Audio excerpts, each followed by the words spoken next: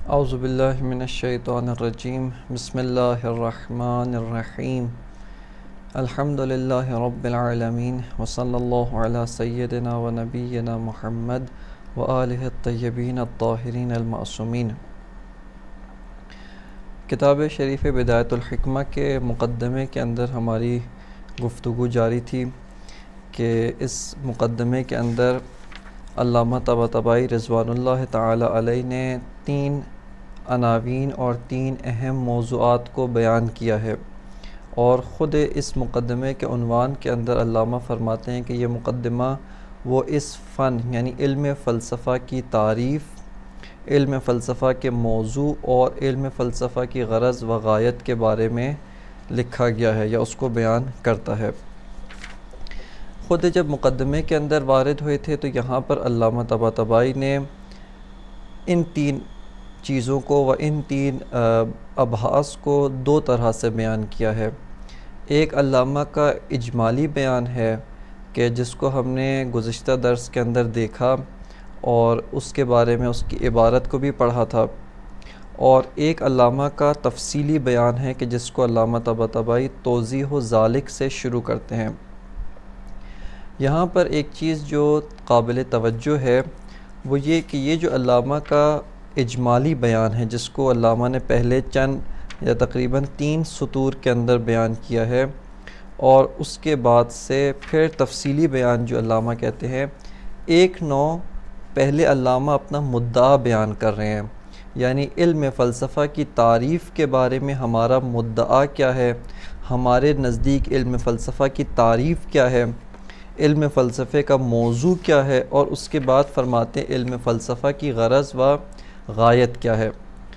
توضیح ذالک سے علامہ جو بیان شروع کرتے ہیں اور اس کے بعد جو ایک مکمل پیراگراف لاتے ہیں، انہی 3 مطالب کو وضاحت دینے کے لیے اور انہی کو گویا ایک نوع اثبات کرنے کے لیے، یعنی تعریف فلسفہ، موضوع فلسفہ و غرض غایت فلسفہ کو استدلالی طور پہ آپ کہہ سکتے ہیں یا ایک نوع تفصیلی طور پہ بیان کرنے کے لیے علامہ طباطبائی یہ مقدمہ ذکر کرتے ہیں، اور اس کے بعد سے دوبارہ جب یہ پیراگراف ختم ہوتا ہے اس کے بعد سے دوبارہ جہاں پہ آتے ہیں فالحکمۃ الالہیہ، وہاں سے لے کے آخر تک انہی 3 چیزوں کو اس مقدماتی مباحث یعنی توضیح ذالک میں جو علامہ نے ایک مقدمہ، ایک تمہید باندھی تھی، ایک جو تفصیلی مطالب بیان کیے تھے، انہی کے اوپر متفرع قرار دیتے ہوئے کہتے ہیں کہ جو تمہیدات ہم نے باندھی تھی اس سے یہ تعریف، یہ موضوع اور یہ غرض غایت علم فلسفہ کے لیے ثابت ہوتی ہے۔ یہاں پر جو علامہ طباطبائی رضوان اللہ تعالی علیہ اس توضیح ذالک کے اندر بیان فرماتے ہیں، اس کے اندر نہ صرف یہ کہ علامہ نے ان 3 مطالب یعنی علم فلسفہ کی تعریف، اس کے موضوع اور علم فلسفہ کی غرض و غایت کے لیے اس کو لائے ہیں، بلکہ اگر ہم عمیق طور پہ دیکھیں جس طرح سے آپ کی خدمت میں بیان کیا کہ اس علم کی سطح دوم کی مباحث تھوڑی اور کے اندر جا کر اس کو دیکھا جائے تو یہاں پر علامہ طباطبائی بہت ہی ناب اور بہت ہی عمیق مطالب کو بھی اشارتاً بیان فرماتے ہیں۔ ان میں سے ایک بحث جو علامہ بیان فرماتے ہیں وہ ہے بحث شروع فلسفہ، اور یہ بہت ہی اہم اور بہت ہی اساسی بحث ہے، اگرچہ علامہ نے عنوان کے اندر اس چیز کو ذکر نہیں کیا ہے، اور عنوان کے اندر شروع فلسفہ، کس طرح سے فلسفے کو شروع کرنا چاہیے یا کوئی بھی علم، یہ بحث فلسفے کے ساتھ مختص نہیں بلکہ کوئی بھی علم اس کو شروع کرنے کی کیا روش ہوتی ہے، اس کو علامہ نے عنوان میں ذکر نہیں فرمایا، لیکن توضیح ذالک میں کاملاً اس مطلب کی طرف ناظر ہیں اور اس مطلب کو یہاں پر بیان کرتے ہیں۔ صرف حوالے کے طور پہ کہ اگر کوئی جو ہے وہ اس کو مزید مطالعہ کرنا چاہتا ہے، اس کے لیے اسفار میں علامہ طباطبائی رضوان اللہ تعالی علیہ کا حاشیہ ہے، جلد اول صفحے 24 نمبر صفحے کے اوپر علامہ کا حاشیہ ہے، اور وہ جو علامہ نے اپنا نظریہ اور اپنی اختصاصی رائے ہے اس کی اساس پر یہ مقدمہ یا توضیح ذالک کو علامہ نے بیان فرمایا ہے، لہٰذا یہ اس جہت سے کافی بہت ہی اہم اور بہت ہی عمیق مطلب یہاں پر ذکر فرماتے ہیں جس کی طرف توجہ کرنا ضروری ہے۔ بحث شروع فلسفہ کا کیا مطلب ہے؟ سب سے پہلے ہم آپ کی خدمت میں عرض کرتے ہیں کہ شروع فلسفہ یعنی کوئی بھی علم، اس علم کو کہاں سے شروع کرنا چاہیے، یا بے عبارت دیگر جب ایک طالب علم، ایک مبتدی اس علم میں وارد ہونا چاہتا ہے، اس علم میں وارد ہونے کا منطقی اور اس علم میں وارد ہونے کا بہترین راستہ کیا ہے؟ یہاں پہ خود شروع علم یا شروع فلسفہ کے متعدد معانی ہیں، یعنی جب بھی یہ کہا جاتا ہے کہ ایک علم کہاں سے شروع کریں، اس علم کو کہاں سے شروع کرنے کے بارے میں چند آراء اور چندین معانی جو ہے وہ موجود ہیں۔ ایک مرتبہ کہا جاتا ہے کہ شروع فلسفہ یا شروع علم یعنی اس علم کا موضوع کیا ہے، اس علم کے موضوع کے بارے میں گفتگو کہاں سے کی جاتی ہے، لہٰذا یہاں پر شروع علم سے مراد موضوع علم ہے، یعنی اس علم کا موضوع کیا ہے، اور اس معنی کی اساس پر و اس روش کی اساس پہ اس علم کو اس علم کے موضوع سے شروع کرنا چاہیے، یعنی اس علم میں اگر کوئی وارد ہونا چاہتا ہے اس علم کے موضوع سے وارد ہونا چاہیے۔ یہ ایک معنی ہے۔ معنی یہ دوم میں شروع فلسفہ وہ یہ یعنی تفکر فلسفی کا آغاز کہاں سے ہوتا ہے، یعنی فکر فلسفی، تفکر فلسفی کا آغاز کس نقطے سے ہوتا ہے، کس جگہ سے ہوتا ہے، یہ معنی یہ دوم میں شروع فلسفہ کہلاتا ہے۔ معنی یہ سوم میں شروع فلسفہ یہ ہے کہ بطور تکوینی و بطور واقعی اگر ہم نگاہ کرنا چاہیں، یعنی ابھی ایک مرتبہ ہم فلسفے کو نگاہ کرتے ہیں از لحاظ آموزشی کہ یہ معنی چہارم ہے، اس کو بلکہ پہلے ذکر کرتے ہیں اور بعد میں معنی سوم کی طرف دوبارہ پلٹ کے آتے ہیں۔ ایک دفعہ شروع فلسفہ کہتے ہیں اس معنی میں کہ تعلیمی اور جو ہے پڑھانا یعنی تدریسی و تدرسی، تعلیمی و تعلمی لحاظ سے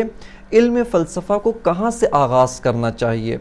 ایک مبتدی طالب علم علم فلسفہ میں وارد ہونا چاہتا ہے، اب علم فلسفہ میں وارد ہونے سے پہلے کون کون سے علوم، کون کون سے مقدمات، کون کون سے مبادی اس کو پڑھانے چاہیے تاکہ وہ یہ آمادگی پیدا کر لے کہ اس علم کے اندر آمادہ ہو کر وارد ہو سکتا ہے۔ اگر وہ مبادی اور وہ مباحث یا وہ امور اس طالب علم کو حل نہیں ہے، اس طالب علم کے لیے واضح اور روشن نہیں ہے، وہ علم فلسفہ میں دقیق اور عمیق طور پہ وارد نہیں ہو سکتا ہے۔ یہ ورود در علم فلسفہ از لحاظ تعلیمی و از لحاظ آموزشی ہے، یعنی ترتیب تعلیمی اور آموزش یعنی پڑھائی و تدریسی لحاظ سے علم فلسفہ میں وارد ہونا چاہتا ہے، ان مقدمات کو طے کر کے پھر علم فلسفہ میں وارد ہو سکے۔ جناب ابو علی سینا شیخ الرئیس، ان کی روش یہ ہے کہ انہوں نے علم فلسفہ میں وارد ہونے کا جو طریقہ عملی طور پہ اپنی کتابوں میں اپنایا ہے، جیسے کہ ان کی مشہور ترین کتاب الشفا ہے یا ان کی جو مختصر کتاب ہے اشارات و تنبیہات، دونوں کے اندر یہی روش کم و بیش انہوں نے اپنائی ہے، بعض جزئیات میں اختلاف کے ساتھ، اور وہ یہ ہے کہ پہلے انہوں نے علم منطق لکھی ہے کہ کوئی طالب علم اس شفا میں وارد ہونا چاہتا ہے، فلسفے میں وارد ہونا چاہتا ہے، پہلے علم منطق پڑھے، اس کے بعد سے پھر علم الطبیعیات یعنی بعض مباحث جو عالم جسم و جسمانیات سے مربوط ہیں، ان مباحث میں غور کرے، ان مباحث میں دقت کرے تاکہ اس کا ذہن ان مباحث میں دقت کرنے کا عادی ہو سکے۔ اس کے بعد سے پھر ریاضیات انہوں نے لکھی ہے، یعنی ریاضیات وہ علوم ہیں کہ جو ایک جنبہ ماورائے طبیعت بھی رکھتے ہیں، یعنی محض منغمر در عالم مادہ و عالم جسم و جسمانیت نہیں ہوتے، بلکہ ایک پہلو ان کا مافوق جسم ہے، ماورائے جسم ہے، ایک پہلو ان کا تجردی پہلو ہے، لہٰذا ریاضیات لکھی، اور اس کے بعد شفا کے اندر انہوں نے جو ہے وہ الہیات لکھی، الہیات یعنی علم فلسفہ اس کو تدوین کیا۔ پس ان کے نزدیک ان چیزوں کو طالب علم پڑھے تاکہ اس کا ذہن ورزش دیدہ ہو جائے، اس کا ذہن ورزیدہ ہو جائے، اس کا ذہن مضبوط اور قوی ہو جائے، اور عمیق و دقیق مباحث فلسفی میں وارد ہونے کے لیے وہ آمادہ ہو جائے۔ یہ ایک روش ورود در فلسفہ ہے، یعنی یہاں پر وہ موضوع فلسفہ سے وارد نہیں ہوئے علم فلسفہ میں، بلکہ تعلیمی لحاظ سے وہ دیکھتے ہیں کہ ایک انسان ان مقدمات کو طے کر کے آسانی سے علم فلسفہ میں وارد ہو سکتا ہے۔ ایک اور جو روش جو جناب شیخ اشراق مؤسس حکمت اشراق انہوں نے اپنائی ہے، ان کے نزدیک فلسفے میں وارد ہونے کا تعلیمی و منطقی ترین راستہ خود نفس انسان ہے، چونکہ ہر انسان اپنے نفس کے اوپر احاطہ رکھتا ہے، اپنے نفس کے بعض امور جو علم حضوری سے اس کے لیے واضح و روشن ہیں ان کو درک کرتا ہے، اس سے مجہول و مغفول نہیں ہوتے ہیں، لہٰذا یہاں سے آ کر وہ علم فلسفہ میں وارد ہو، اپنے نفس میں غور کرے، اپنے نفس کی ہستی اس کے ہونے کو یہیں پہ پاتا ہے۔ یا اسی طرح وہ جو ہے علیت، یعنی میں اپنے افعال کے لیے فاعل ہوں، علت ہوں، وہ افعال میرے معلول ہیں، وہ افعال ان کا میں جو ہوں وہ خالق ہوں، وہ میرے افعال میرے مخلوق ہیں۔ یا اسی طرح خود اپنے نفس میں غور کرے، اپنے نفس میں غور کرنے سے ہی وہ اپنے ممکن الوجود ہونے کو پاتا ہے، بس جب وہ خود ممکن الوجود ہے، خود محتاج در وجود ہے، اس کے لیے کوئی علت ہونا ضروری ہے۔ اس طریقے سے خود مباحث نفس میں غور کرنے کو انہوں نے ورود در فلسفہ کے لیے زینہ و زمینہ ساز قرار دیا ہے، اور اس روش کے تحت وہ علم فلسفہ میں وارد ہونے کو وہ بہترین روش سمجھتے ہیں۔ یہ تھا شروع علم فلسفہ از لحاظ تعلیمی و آموزشی جو روش ہے اس کے تحت علم فلسفہ میں وارد ہونا۔ ایک اور جو معنی ورود در علم فلسفہ ہے وہ ہے شروع علم فلسفہ از لحاظ تکوینی و از لحاظ واقعی، یعنی کب ایک انسان قطع نظر از یہ جو مقدمات ہیں کہ اگرچہ یہ مقدمات ضروری ہیں اور یہ مقدمات واجب ہیں، بہت ہی اساسی مقدمات ہیں، ان کو طے کرنا ضروری ہے،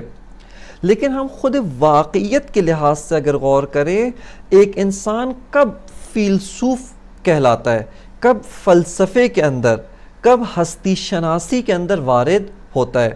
یہ ورود در ہستی شناسی از لحاظ تکوینی و از لحاظ واقعیت جو ہے وہ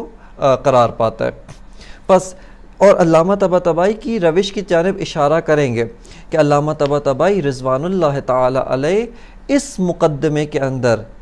گویا علامہ یہ کہنا چاہ رہے ہیں کہ ان ساری جو آپ نے شروع فلسفہ قرار دیا ہے، میں ان سب کو ایک نقطے پر و ایک محور میں جمع کرتا ہوں، یعنی شروع فلسفہ از لحاظ موضوع علم فلسفہ، شروع فلسفہ از لحاظ تفکر فلسفی، آغاز تفکر فلسفی، شروع فلسفہ از لحاظ تکوینی و واقعی، یہ سارے کا سارا ایک محور میں اور ایک نقطے سے یہ تمام چیزیں جو ہے وہ شروع ہوتی ہیں، اور یہیں سے ایک انسان بطور واقعی و منطقی یعنی عقلی طور پہ فلسفہ میں وارد ہونا چاہتا ہے، اسی جگہ سے وہ علم فلسفہ میں وارد ہو۔ اور یہ علامہ طباطبائی کے ابتکارات میں سے ایک بہت ہی اہم کارنامہ و ایک بہت ہی اہم علامہ کی نوآوری و جدید جو ہے وہ روش ہے۔ علامہ طباطبائی فرماتے ہیں کہ شروع در علم فلسفہ یا ورود در علم فلسفہ وہ نفی سفسطہ یعنی انکار سفسطہ و اصل الواقعیت ہے، یعنی ایک انسان جب سفسطے کی تمام سطوح کا انکار کرتا ہے، نفی سفسطہ کرتا ہے، یہاں پر وہ اصل الواقعیت سے روبرو ہوتا ہے، اور یہیں سے موضوع علم فلسفہ بھی شروع ہوتا ہے، یہیں سے تفکر علم فلسفہ، آغاز فکر فلسفی بھی شروع ہوتی ہے، اور یہیں سے فلسفہ بطور تکوینی و فلسفہ بطور واقعی کا آغاز بھی یہیں سے ہوتا ہے۔ اس مطلب کو وضاحت کے ساتھ بیان کرنے کے لیے خود سفسطہ و انواع سفسطہ کے بارے میں ایک مختصر سا جو ہے آپ کی خدمت میں مطلب عرض کرتے ہیں، اور اس کے بعد فوراً اس مطلب کی جانب پلٹ کر واپس آتے ہیں۔ سفسطہ، سوفسطائی، یہ جس طرح سے یونانی ایک اصطلاح ہے جس کو یعنی صوف کا کلمہ ان کے یہاں دانش و عالم، دانشور کے معنی میں استعمال ہوتا تھا، لیکن جیسا کہ تاریخ علم منطق میں بھی یہ مقدمہ ذکر کیا جاتا ہے اور تاریخ فلسفہ میں بھی یہ مقدمہ ذکر کیا جاتا ہے کہ جناب سقراط سے پہلے یا ان کے ہمزمان بعض افراد تھے جو اپنے آپ کو سوفسطائی کہتے تھے، دانشور کہتے تھے، اپنے آپ کو دوستدار علم، یعنی اپنے آپ کو کہتے تھے ہم حقیقی عالم ہیں، ہم حقیقی دانشور ہیں، اور آ کر انکار واقعیت کرتے تھے، یعنی کہتے تھے حقیقت میں کچھ بھی نہیں ہے، جو ہم آپ کو بتائیں گے وہ حقیقت ہے، اور جو ہم جس کا انکار کر دیں وہ واقعیت نہیں ہے، وہ حقیقت نہیں رکھتا۔ لہٰذا یوں شروع میں وہ افراد آ کر واقعیت کو اپنے بیان، اپنے روش بیان، اپنے خطابے کے ذریعے سے بعض اوقات اپنے مفاد کی خاطر حق کو باطل بیان کرتے تھے اور بعض اوقات باطل کو حق کر کے بیان کرتے تھے۔ بس اس زمانے میں واقعیت و حقیقت کا معیار گویا ان افراد کی ذات بن گئی تھی، جس کو یہ اس بات کر دیں وہ واقعاً موجود ہے اور جس کا یہ انکار کر دیں وہ کوئی حقیقت اور واقعیت نہیں رکھتا ہے۔ آہستہ آہستہ گزر زمان کے ساتھ یہ افراد اس بات کے قائل ہو گئے کہ واقعیت کچھ بھی نہیں ہے، حقیقت کچھ بھی نہیں ہے، جس کو ہم کہیں وہ حقیقت ہے، جس کو ہم انکار کریں وہ باطل ہے، وہ اصلاً عدم ہے، معدوم ہے، بس حقیقت نام کی کوئی چیز نہیں ہے۔ لہٰذا اس زمانے سے یہ اصطلاح سفسطہ یا سوفسطائی یہ بے معنی یہ انکار واقعیت کثرت سے استعمال ہونے لگا، گویا اس کے لیے وضع ہو گیا ہے۔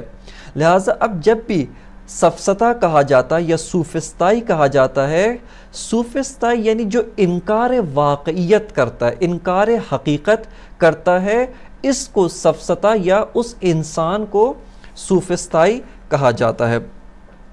سفسطہ یا سوفسطائی کی بعض سطوح ہیں، بعض ان کے درجات ہیں، بعض سفسطے کے بہت شدید اور عمیق درجہ ہے، بعض اس سے ایک نچلا درجہ اور بعض اس سے بھی جو ہے وہ مادون درجات موجود ہیں۔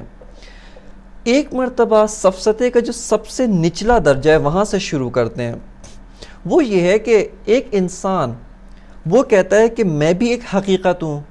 مجھ سے خارج میں، مجھ سے باہر، میرے نفس سے باہر بھی بعض حقائق اور بعض اشیاء واقعاً موجود ہیں، حقیقت رکھتے ہیں، واقعیت رکھتے ہیں، لیکن میں ان اشیاء کا علم حاصل نہیں کر سکتا۔ یعنی جس طرح سے یہ اشیاء موجود ہیں، جس طرح سے اشیاء حقیقت رکھتے ہیں، میں ان اشیاء کا علم اس طرح سے حاصل نہیں کر سکتا ہوں۔ پس یہ انسان در حقیقت اشیاء کے ہونے، ان کے وجود کا منکر نہیں ہے،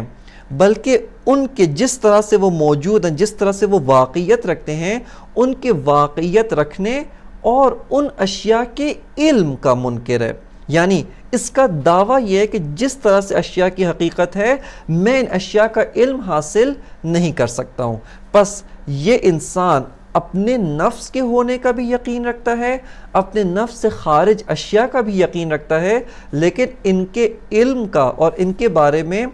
علم مطابق با واقع و علم حقیقی و یقین حاصل کرنے کا منکر ہے۔ اس سے بالاتر درجے کا سفسطہ یہ ہے کہ ایک انسان علم کا بھی منکر ہے اور اس کے ساتھ کہتا ہے کہ میں ایک حقیقت ہوں، میں ایک واقعیت ہوں، لیکن میں مجھ سے خارج، میرے نفس سے باہر کوئی حقائق و کوئی اشیاء موجود نہیں ہے۔ بس یہ انسان اپنے نفس کو حقیقت مانتے ہوئے اپنے نفس سے خارج اشیاء و اپنے نفس سے خارج واقعیات و حقائق کا منکر ہے۔ یہ ایک سفسطہ بمعنی درجہ دوم کا آپ سفسطہ کہہ سکتے ہیں۔ سفسطہ بمعنی درجہ سوم یا سطح سوم، جو سب سے خطرناک ترین سطح سفسطی ہے، جس کے ساتھ آپ گفتگو یا اس کے ساتھ آپ مماشات و مناظرے کے ذریعے سے اس کو قائل نہیں کر سکتے، بلکہ اس کو قائل کرنے کی ایک خاص روش ہے۔ اور وہ یہ ہے کہ ایک انسان اصلاً اپنی بھی واقعیت و اپنی بھی حقیقت کا منکر ہے، اور کہتا ہے کہ میں ہیچ و پوچ ہوں، یعنی کچھ بھی نہیں ہوں، میں عدم ہوں، محض ہوں۔ یہ جو میں اپنے ہونے کا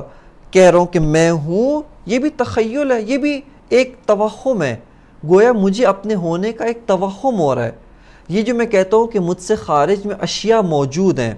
فلاں شے موجود ہے، انسانات موجود ہیں، اور یہ بے تحاشا چیزیں جو موجود ہیں، یہ سب کے ہونے کا بھی مجھے توہم اور ان کے ہونے کا بھی مجھے تخیل ہے، وگرنہ حقیقت میں میرے تخیل سے باہر کوئی بھی شے موجود نہیں ہے۔ یہ انسان علم بواقعیت کا بھی منکر ہے، اپنے نفس سے خارج اشیاء کی واقعیات کا بھی منکر ہے، اور اس سب سے بڑھ کر حتیٰ اپنے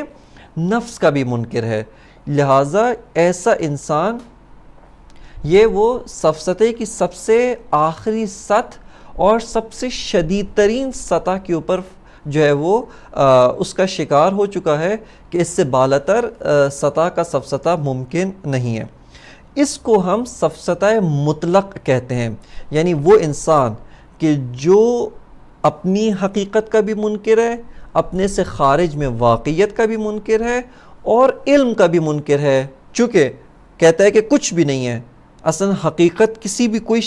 شے واقعی، کوئی شے حقیقی موجود ہی نہیں ہے، بس جب کچھ موجود ہی نہیں ہے لہٰذا مجھے اس کا علم بھی نہیں ہے۔ اس شدید ترین سطح کے اوپر فائز جو سوفسطائی ہوتا ہے، اس کے سفسطے کو سفسطہ مطلق کہتے ہیں۔ لہٰذا یہ تینوں سطوح سفسطے کی سطوح ہیں، لیکن ان میں درجات ہیں، اور سب سے پہلا جو درجہ جو ہم نے کہا کہ ضعیف ترین درجہ ہے وہ ہے انکار علم، اس کے بعد انکار علم کے ساتھ ساتھ انکار واقعیت خارج از نفس، اور سب سے شدید ترین درجہ وہ ہے انکار خود نفس، خود میں بھی کچھ نہیں ہوں، میری بھی حقیقت کچھ نہیں، اس کا بھی انکار کرنا یہ سفسطہ مطلق کہلاتا ہے۔ ان تینوں سطوح کو ہم اگر ایک نام دینا چاہیں، اس کو مطلق سفسطہ، یعنی یہ سفسطہ درجہ اول، دوم، سوم، ان تینوں کو اگر ایک عنوان دیں، یہ مطلق سفسطہ، کہ علامہ طباطبائی فرماتے ہیں کہ اس مطلق سفسطہ کا جو انکار کرے اور تین چیزوں کا اقرار کرے، وہاں سے علم فلسفے کا آغاز ہوتا ہے۔ یہ علامہ نے بدایت الحکمہ کے اندر یوں اس بحث کو اور اس مطلب کو تدوین فرمایا ہے، اگرچہ کتاب نہایت الحکمہ کے اندر علامہ اس مطلب کو اور بھی عمق کے ساتھ اور بھی گہرائی میں اس مطلب کو بیان کرتے ہیں، اور وہاں پہ اور زیادہ اس مطلب کو کھولتے ہیں کہ انشاءاللہ تعالی وہ مطلب اسی کتاب کی سطح کے مطابق جو ہے وہ بیان کیا جائے گا۔ بس علامہ طباطبائی رضوان اللہ تعالی علیہ کتاب بدایت الحکمہ کے اندر فرماتے ہیں کہ جو بھی مطلق سفسطہ کی نفی کرے، یعنی پہلے مطلق سفسطہ کی نفی کا معنی یہ اپنے ہونے کو بھی ادراک کرتا ہے، اپنی واقعیت کو بھی درک کرتا ہے، اپنے سے خارج، اپنے سے باہر، اپنے نفس سے خارج اشیاء کی بھی واقعیات کو اقرار کرتا ہے کہ مجھ سے خارج بھی موجودات موجود ہیں، اشیاء موجود ہیں، واقعیات موجود ہیں، اور تیسرے درجے میں یہ بھی اقرار کرتا ہے کہ میں ان کا علم بھی رکھتا ہوں، مجھے علم بھی ان کا حاصل ہو سکتا ہے۔ علامہ فرماتے ہیں کہ یہاں سے علم فلسفہ شروع ہوتا ہے، یعنی جو ان تین مراحل کو طے کرے، ان تین مراحل کو طے کرنے کے بعد سے جو ہے وہ علم فلسفہ یہاں سے شروع ہوتا ہے، اور یہاں سے ایک انسان جو ہے وہ علم فلسفہ میں وارد ہوتا ہے۔ علامہ فرماتے ہیں کہ یہی جو انسان نفی سفسطہ کرتا ہے اور پہلے مرحلے میں واقعیت اشیاء کو درک کرتا ہے، چاہے وہ اپنی واقعیت ہو، اپنی وجدانی، یعنی جس کو علم منطق کے اندر وجدانیات کا نام دیا جاتا ہے، اس کو آپ جو علم حضوری، جیسا علم ذات بذات، مجھے اپنے ہونے کا علم ہے، مجھے اپنی ہستی کا علم ہے، مجھے اپنے وجود کا علم ہے، میں جس کو میں یعنی عنوان من یا میں اور عربی کے اندر انا سے تعبیر کرتے ہیں، اس کا علم ہے۔ یہیں سے علامہ فرماتے ہیں یہ اصل الواقعیت ہے، یہ ایک واقعیت عام ہے، اور فرماتے ہیں کہ یہی دقیقاً موضوع علم فلسفہ ہے، موضوع علم فلسفہ جس کو ہم اصطلاحی تعبیر کے مطابق موجود بما ہوا موجود، یعنی اس جہت سے اس کے بارے میں بحث کر رہے ہیں جس جہت سے اس کا وجود ہے، اس کی موجودیت ہے۔ علامہ فرماتے ہیں کہ اگر اصطلاحات سے ہٹ کر دیکھیں، یہ وہی واقعیت ہے جس سے نفی سفسطہ کرتے ہیں۔ یہاں پہ آئیں، ایک مرتبہ دوبارہ اس مطلب کو ہم ایک اور عمق کے ساتھ اور ایک اور گہرائی کے ساتھ اس مطلب کو دوبارہ دیکھتے ہیں، اور یہیں پہ آپ توجہ کریں، جس طرح سے آپ کی خدمت میں عرض کیا کہ ہر علم جو غیر از فلسفہ ہے وہ اپنے موضوع کی تعریف، اس کے مبادئ تصوری کے اثبات اور اس کے مبادئ تصوری یعنی اس کی تعریف اور اس کے جو مبادئ تصدیقی ہیں، یعنی اس موضوع کے خارج میں ایک واقعیت رکھنے کے اثبات کے لیے محتاج فلسفہ ہے۔ خود علم فلسفہ کے مبادئ تصوری وہ بدیہی ہیں، حتیٰ مبادئ تصدیقی بھی بدیہی ہیں۔ اور وہ کس طرح سے، یہیں پہ آپ ایک مرتبہ دوبارہ سے ہم اسی بحث کو ایک اور عمق کے ساتھ دیکھتے ہیں، اور یہیں پہ ہمیں علم فلسفہ کا جو موضوع ہے اس موضوع کا ایک تصور اور اس موضوع کے خارج میں ایک واقعیت رکھنے کے بارے میں تصدیق، یعنی مبادئ تصوری و مبادئ تصدیقی دونوں اسی مرحلے میں حاصل ہوتے ہیں۔ اور وہ یہ ہے، ایک مرتبہ انسان اپنے نفس کی جانب رجوع کریں، یعنی آپ فرض کریں اصل واقعیت کچھ بھی نہیں ہے، حقیقت میں کوئی شے موجود نہیں ہے، اصل میں بھی اپنے آپ کو ایک مرتبہ ایک تخیل، اصل میں بھی کچھ نہیں ہوں، یہ جو میں کر رہا ہوں یہ بھی ایک تخیل ہے، اصل حقیقت کچھ بھی نہیں ہے، واقعیت نہیں ہے۔ جب واقعیت ہی نہیں ہے، مجھے واقعیت کا علم بھی حاصل نہیں ہو رہا، یہاں تک انسان سوفسطائی ہے، سفسطی ہے، لیکن یہیں پہ احساس واقعی ہونا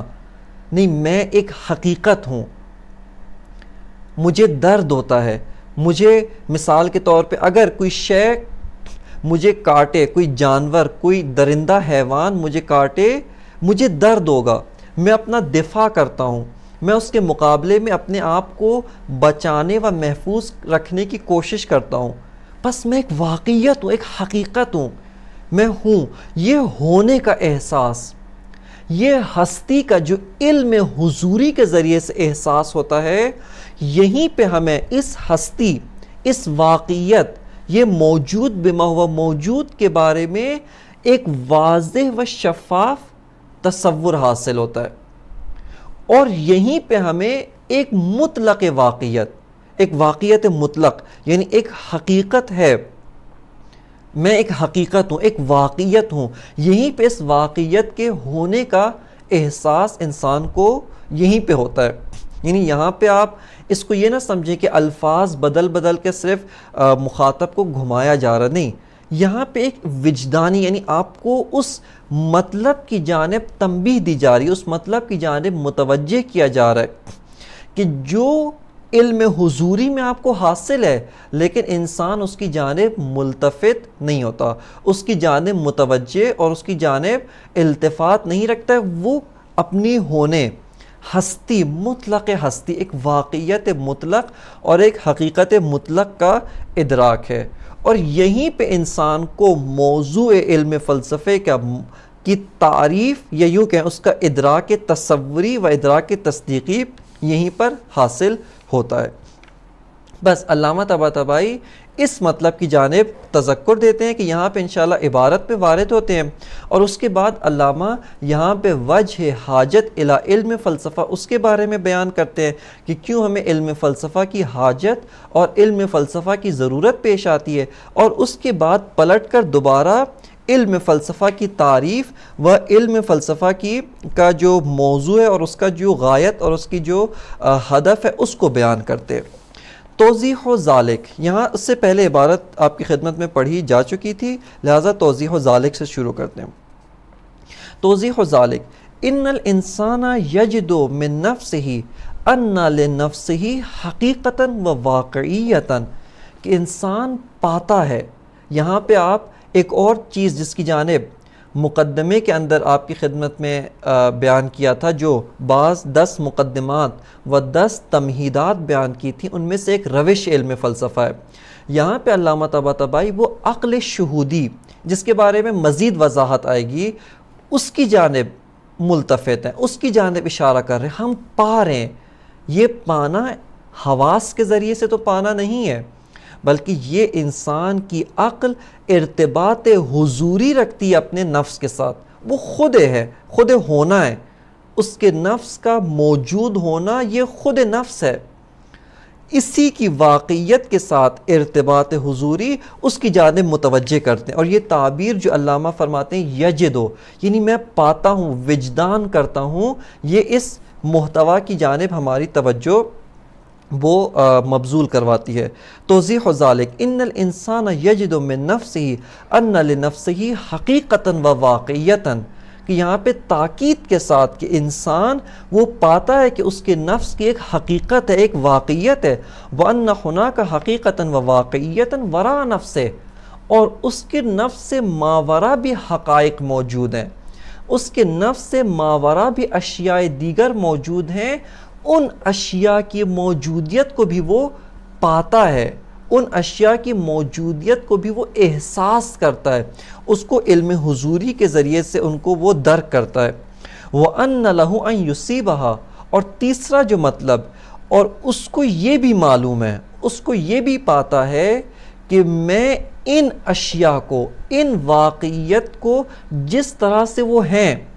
جس طرح سے ان کی حقیقت ہے، ان کا علم بھی حاصل کر سکتا ہوں۔ اس طرح سے نہیں ہے جس طرح سے بعض مغربی فلاسفہ و مغربی مفکرین گمان کرتے ہیں کہ ہمیں معلوم ہے کہ اشیاء موجود ہیں، ہم بھی موجود ہیں، لیکن ہم ان اشیاء کی معرفت حاصل نہیں کر سکتے، بلکہ ہم ذہنی طور پہ بعض گمان رکھتے ہیں، لیکن وہ گمان کبھی بھی مطابق با واقعیت ہو اس کا بھی ہمیں علم نہیں ہے، لہٰذا ہمارا علم مطابق با واقعیت نہیں ہے۔ وہ سفسطہ خفیف کا دوچار ہیں، اس کا شکار ہے کہ ہمیں علم مطابق با واقعیت نہیں ہے۔ علامہ اس کو بھی رد کرتے ہیں، فرماتے وَأَنَّ لَهُ أَن يُصِيبَهَا، اور اس کو یقین ہے، اس کو وہ پاتا ہے، یہ خود علم بھی ایک امر بدیہی، ایک بدیہی و ثبوت اور ایک بدیہی و اثبات، ایک وجدانی و حضوری چیز ہے کہ اس کو اشیاء کا علم ہے جس طرح سے وہ اشیاء موجود ہیں۔ دلیل کیا ہے؟ دلیل کے طور پہ یا اس امر کو جو مطلب بات یہ، اس کو ان پہلے 3 چیزوں کے اوپر متفرع کرتے ہوئے فرماتے ہیں فَلَا يَطْلُبُ شَيْئًا مِنَ الْأَشْيَاءِ وَلَا يَقْصُدُهُ إِلَّا مِنْ جِهَةِ أَنَّهُ هُوَ ذَلِكَ الشَّيْءُ فِي الْوَاقِعِ، فرماتے ہیں کہ وہ انسان کسی چیز کو طلب نہیں کرتا، اس کے پیچھے نہیں جاتا ہے اور اس کا قصد نہیں کرتا،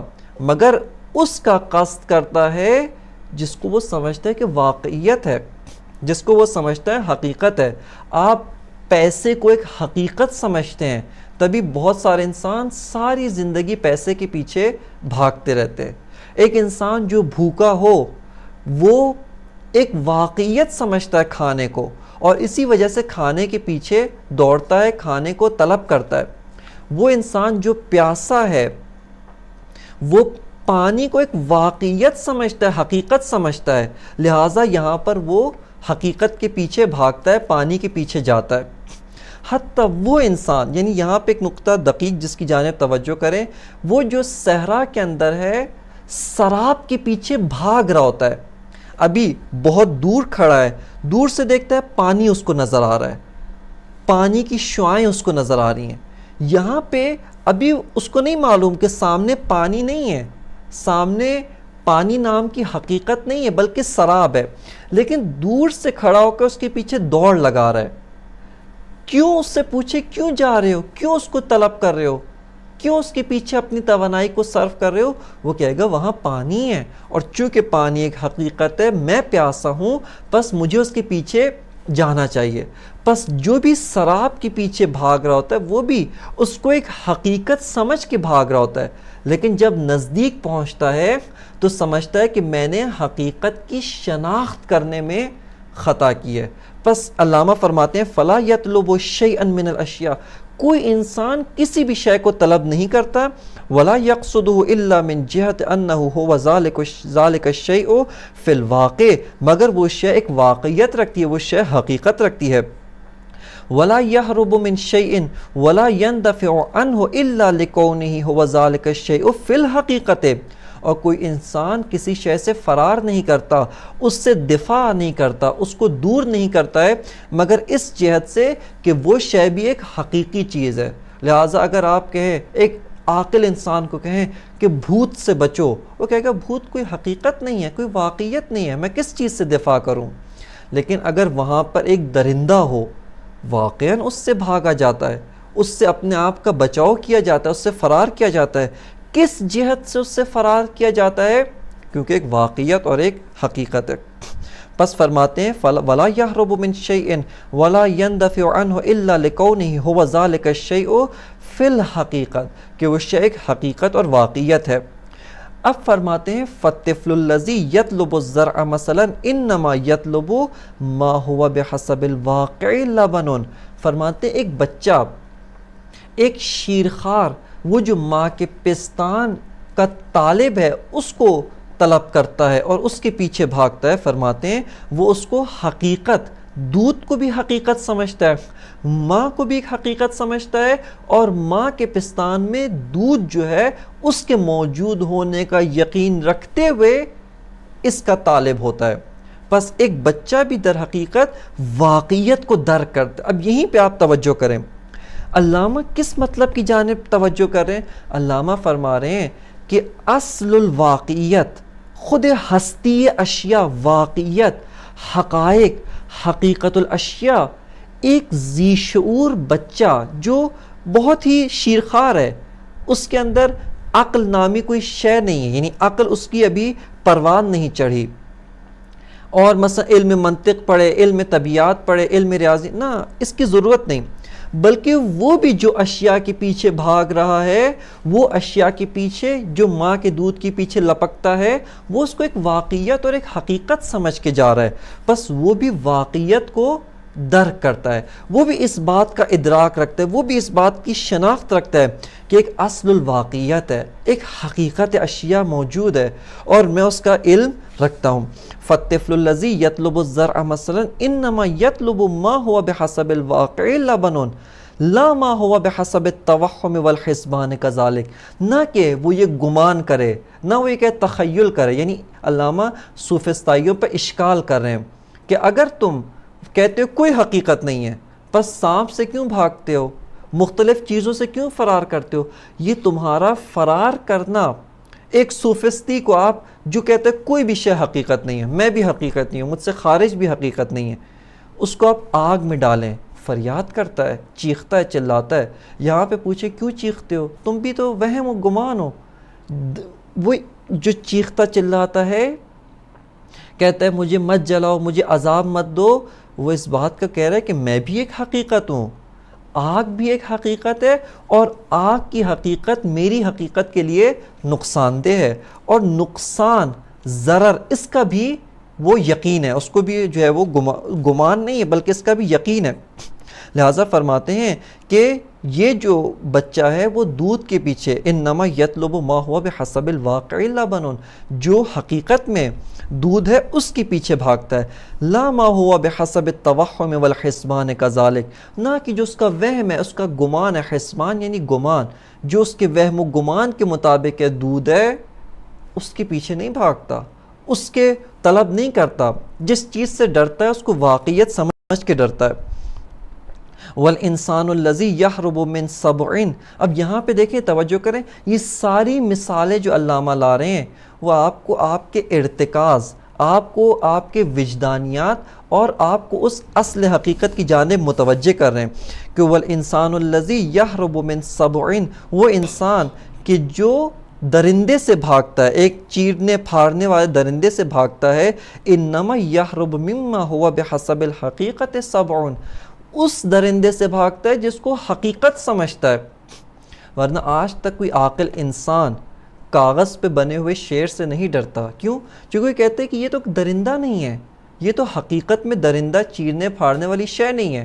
وہ جو ہے مصنوعی جو آج کل کاسٹیوم ملتا ہے، کوئی شیر کا لباس پہن کے، اس سے نہیں ڈرتا. کہتا ہے یہ تو حقیقت میں شیر نہیں ہے. لیکن جس شیر کو حقیقت میں، واقعیت میں شیر سمجھتا ہے، علامہ فرماتے ہیں اس سے بھاگتا ہے. لا بحسب التوہم والخرافہ، فرماتے ہیں نہ کہ بحسب التوہم والخرافہ،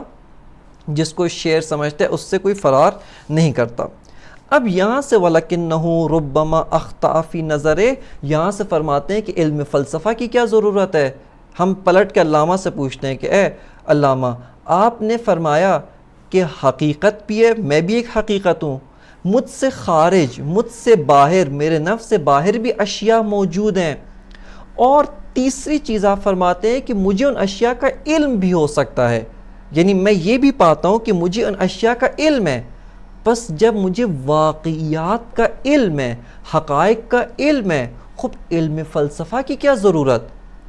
یہ جو جس طرح سے آپ مقدمہ کے اندر بیان کر رہے ہیں، گویا علم فلسفہ کی بساط لپیٹ دینی چاہیے. کیوں؟ علم فلسفہ آپ نے کہا واقعیت شناسی کرواتا ہے، اور ابھی آپ مقدمے بیان کر رہے ہیں کہ ہر انسان، حتیٰ آپ نے فرمایا ایک بچہ، شیرخوار بچہ، وہ جس چیز کو طلب کرتا ہے، جس چیز کو چاہتا ہے، جس چیز کو حاصل کرنا چاہتا ہے، اس کو واقعیت سمجھ کے حاصل کرنا چاہتا ہے، اور جس چیز سے فرار کرتا ہے اس کو واقعیت سمجھ کے اس سے فرار کرتا ہے. بس علم فلسفہ کی کیا ضرورت؟ علامہ فرماتے ہیں کہ علم فلسفہ کی ضرورت یہاں سے معلوم ہوتی ہے کہ آپ جو فطرتاً واقعیت شناسی کرنا چاہتے ہیں، ہمیشہ آپ اشیاء کی شناخت دقیقاً حاصل نہیں کرتے ہیں. یہاں پہ توجہ کریں، علامہ یہ نہیں کہہ رہے کہ ہم اشیاء کی شناخت حاصل کر ہی نہیں سکتے، یہ نہیں فرما رہے، بلکہ یہ فرماتے ہیں انسان اشیاء کی شناخت، واقعیات کی شناخت جس طرح سے وہ ہیں حاصل کر سکتا ہے،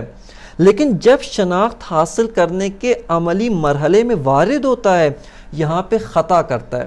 یعنی اس کا علم مطابق با واقعیت نہیں ہوتا ہے. یہاں پہ ایک مطلب، ایک اشکال اور اس کا جواب یہیں پہ عبارت کے بیچ میں روک کے عبارت کو دیکھیں. یہ جو بعض غربی فلاسفہ کہتے ہیں کہ انسان چونکہ خطا کرتا ہے، آپ سڑک پہ جا رہے ہیں، پانی نہیں ہے، لیکن آپ کہتے ہیں سڑک پہ پانی ہے، حقیقت میں وہ سراب ہوتا ہے. یہ آپ کو مثال کے طور پہ جو معمولی مثالیں ہیں، آپ پانی کے اندر ایک سیدھی چیز ڈالیں، ٹیڑھی نظر آتی ہے، اور اس طرح کی دیگر مثالیں لاتے کہتے ہیں کہ یہ خطا ہے، اور جب خطا ہے اس کا مطلب ہے ہمارا علم مطابق با واقعیت نہیں ہے. یہاں پر دقت کریں، اگر انسان کا علم مطابق با واقعیت اصلاً نہ ہو، یہاں پہ خطا معنی ہی نہیں رکھتا. خطا کسے کہتے ہیں؟ میرا علم مطابق با واقعیت نہیں ہے اور فلاں علم میرا خطا ہے. یہ حکم لگانا کہ میرا علم خطا ہے، یہ کب ہو سکتا ہے؟ جب میں پہلے مرحلے کے اندر، یعنی اس سے پہلے ایک مرحلے کے اندر اس شے کی حقیقت کو درک کر لوں. یعنی آپ دقت کریں، توجہ کریں اس مطلب کی جانب. یہ جو میں نے کہا میرا علم خطا ہے، یہ علم میں نے اشتباہ کیا، اس علم کے اندر، اس حکم کے اندر غلطی رونما ہوئی، آیا اس غلطی کے اندر بھی غلطی ہوئی ہے؟ یعنی آیا تشخیص سے غلطی کے اندر بھی غلطی ہوئی ہے یا نہیں؟ ایک مرحلے کے اندر آپ کا علم مطابق با واقعیت نہیں تھا، لیکن اس سے بالاتر مرحلے میں آپ پہنچ گئے کہ وہ علم جو مطابق با واقعیت نہیں ہے، لیکن ایک مرحلے میں میں واقعاً حقیقتاً واقعیت کو درک کیا ہے، اس کو سمجھ لیا، اس کو حاصل کر لیا ہے، اور وہ واقعیت جو واقعاً حقیقت ہے اس کو میزان قرار دے کے، اس کو ملاک قرار دے کے اس سے پہلے والا جو ادراک تھا جب مقایسہ کرتا ہوں، اب میں اس پہلے والے ادراک کو خطا کہہ رہا ہوں. وگرنہ اگر میں واقعیت تک پہنچا ہی نہ ہوتا، حقیقت کو پایا ہی نہ ہوتا، اصلا حکم بے مطابقت و عدم مطابقت خطا معنی ہی نہیں رکھتا. لہٰذا علامہ فرماتے ہیں کہ شناخت کے زمینے پر، یعنی آپ شناخت حاصل کر سکتے ہیں، اس شناخت کے زمینے پر، اس شناخت کی دہلیز پر، یہاں پر خطا رونما ہوتی ہے. اور خطا پلٹ کر یہ نہیں کہتے کہ آپ کی شناخت ممکن نہیں ہے، بلکہ خطا پلٹ کر یہ کہتی ہے کہ ایک مرحلے میں آپ کی شناخت، اس مرحلے کی شناخت مطابق با واقعیت نہیں تھی، لیکن اگلے مرحلے کی شناخت وہ آپ کی مطابق با واقعیت ہے. لہٰذا یہاں سے ایک علم کی ضرورت ہے کہ جو علم آئے، آ کر واقعیت شناسی کروائے. علامہ فرماتے ہیں وَلَكِنَّهُ رُبَّمَا أَخْطَأَ فِي نَظَرِهِ، وہ انسان اپنی نظر، اپنے علم، اس شناخت میں خطا کرتا ہے. فَرَآ مَا لَيْسَ بِحَقٍ حَقًّا وَاقِعًا فِي الْخَارِجِ، فرماتے ہیں کہ وہ چیز جو خارج کے لحاظ سے، اس کے توہم اور گمان سے ہٹ کر کوئی حقیقت نہیں رکھتی، فرماتے ہیں فَرَآ حَقًّا وَاقِعًا فِي الْخَارِجِ، اس کو گمان کرتا ہے کہ یہ خارج از نفس و خارج از توہم، یہ ایک واقعیت اور حقیقت ہے. کالبخت والغول، فرماتے ہیں جیسے یہ قسمت، جیسے اردو میں قسمت کہا جاتا ہے، ہماری قسمت یہ ایسی ہے، یا فلاں کی قسمت میں لکھا ہے، جس کو فارسی کے مطابق بخت یعنی شانس، جس کو ہم انگلش کی زبان میں چانس سے تعبیر کرتے ہیں، شانس. فرماتے ہیں یہ، یا غول جس کو اردو زبان میں بھوت کہتے ہیں، فرماتے ہیں یہ کوئی واقعیت اور حقیقت نہیں رکھتا. او اعتقد ما هو حق واقع فی الخارج باطلا خرافیا، یا علامہ فرماتے ہیں وہ چیز کہ جو خارج از نفس کے لحاظ سے حقیقت ہے، واقعیت ہے، لیکن یہ سمجھتے کوئی حقیقت نہیں ہے، کوئی واقعیت نہیں ہے، یعنی اس چیز کے بارے میں کہتا ہے حقیقت نہیں ہے. یہاں پہ خطا کے باب میں اس کا علم یہاں پہ خطا رونما ہوتا ہے. فرماتے ہیں اب اعتقدہ ما ہوا حق واقع فی الخارج باطلا خرافیا، وہ چیز جو خارج کے لحاظ سے حقیقت ہے اس کو باطل و خرافات شمار کرتا ہے. فرماتے ہیں کہ نفس المجردۃ والعقل المجرد، جیسے انسان کا نفس کہ اکثر جو مادی ہیں، فلسفہ مادی کے پیروکار، وہ اس کو باطل سمجھتے ہیں. کالنفس المجردۃ والعقل المجرد، فرماتے ہیں فمست الحاجۃ بادئ بدء الی معرفۃ احوال الموجود بما ہوا موجود الخاصۃ بہ، فرماتے ہیں یہاں پہ ضرورت پیش آتی ہے ایک علم ہو کہ جو علم کیا کرے، ہمیں موجود بما ہوا موجود، واقعیت اشیاء کی حقیقت، جس جہت سے وہ اشیاء حقیقت ہیں، ان کی معرفت، ان کے احوال، ان کے عوارض ذاتیہ کی شناخت کروائے. کیوں؟ لیمیز بہا ما ہوا موجود فی الواقع مما لیس کذالک، تاکہ ان احوال موجود بما ہوا موجود، ان عوارض ذاتیہ حقیقت سے ہم تمیز دے سکیں، ہم پہچان سکیں کون سی چیز ہے جو حقیقت کے لحاظ سے موجود ہے اور کون سی چیز ہے جو واقعاً موجود، حقیقت کے لحاظ سے موجود نہیں ہے. فرماتے ہیں والعلم الباحث عنہا هو الحکمت الالہیہ، فرماتے ہیں وہ علم کہ جو اس سے بحث کرتا ہے، اس سے گفتگو کرتا ہے کہ کون سے امور، یعنی واقعیت بما ہوا واقعیت، موجود بما ہوا موجود کے احوال کیا ہیں، ان سے گفتگو جو علم کرتا ہے وہ علم حکمت الہیہ ہے. والعلم الباحث عنہا هو الحکمت الالہیہ. بس اب علم فلسفہ کی تعریف کیا ہے؟ علامہ فرماتے ہیں اب علم فلسفہ کی تعریف کرنے کے قابل ہو گئے ہیں. فرماتے ہیں فالحکمت الالہیہ تو ہی العلم الباحث عن احوال الموجود بما ہوا موجود. فرماتے ہیں علم فلسفہ وہ علم ہے جو بحث کرتا ہے، گفتگو کرتا ہے موجود بما ہوا موجود، واقعیت اس جہت سے کہ جس جہت سے وہ واقعیت ہے، اس کے احوال سے جو علم گفتگو کرتا ہے اور بحث کرتا ہے، اس کو حکمت الہیہ و فلسفہ الہیہ کہتے ہیں. کہ یہاں سے اب علامہ طباطبائی رضوان اللہ تعالیٰ علیہ اسامی علم فلسفہ میں وارد ہوتے ہیں کہ علم فلسفہ کے کون کون سے اسامی ہیں، علم فلسفہ کے اور کون کون سے نام ہیں، کہ چونکہ یہ بات تھوڑی سی رہ گئی ہے اور ہمارا وقت ختم ہونے والا ہے یا ختم ہو چکا ہے، لہٰذا اس پیراگراف کو فالحکمۃ الالہیہ سے لے کے آخر تک اس کے متعلق مطالب کو انشاءاللہ درس بعدی میں بیان کیا جائے گا۔ وصلی اللہ علی سیدنا و نبینا محمد و آلہ الطیبین الطاہرین۔